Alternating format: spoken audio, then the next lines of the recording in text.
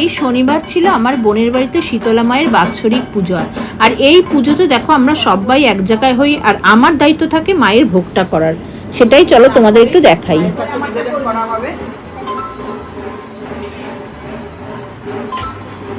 মায়ের ভোগ যেরকম ভাবেই করা হয় ভালো হয়, খুব ভালো হয়, আর ভোগ দর্শন করাও খুব ভালো। যদি আমাদের কাঁসা বা পিতলের কড়াইতে হয় না, কাঁসা না, এটা পিতলের, মানে এগুলো মানেই ঠাকুরের জিনিস।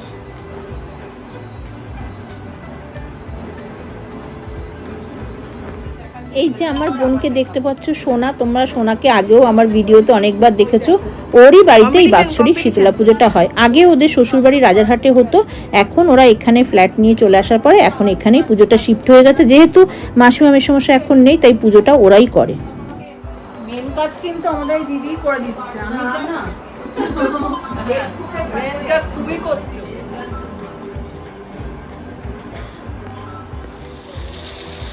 দেখো 5 রকম ভাজা মোটামুটি হওয়ার পথে, আর লুচি কমপ্লিট হয়ে যাচ্ছে।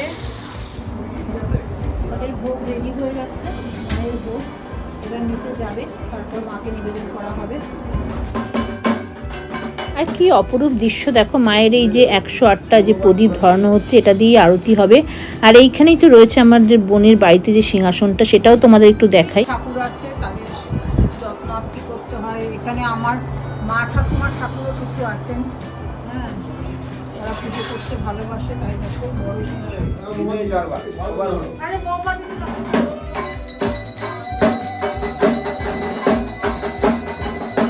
এইখানে। যেহেতু আজকে স্যাটারডেতে মাম মিমো দুজনের অফিস ছিল, দেখো মাম অফিস থেকে জাস্ট ছুটতে চলে এসছে অঞ্জলিটা দেবে বলে। ও একটু দেওরের সাথে গল্প করছে। পুরো পুজোটা যে মাতিয়ে রাখে সেই সরকারবাবু কিন্তু এবার মানে বাড়িতে নেই, অফিসের কাজে বাইরে রয়েছে, তাই খুব মিস করছি। আর এদিকে দেখো দুপুরের লাঞ্চও চলছে, পুজো প্রায় শেষের পথে, ভোগ খাওয়া চলছে। আর তোমাদের যদি ভিডিওটা ভালো লাগে অবশ্যই লাইক শেয়ার করতে ভুলো না। যারা আমার ইউটিউব চ্যানেল সরকারি হইচইতে থেকে দেখছো তারা চ্যানেলটাকে সাবস্ক্রাইব করে দিও, আর যারা ফেসবুক থেকে দেখছো প্লিজ প্রোফাইলটাকে ফলো করো।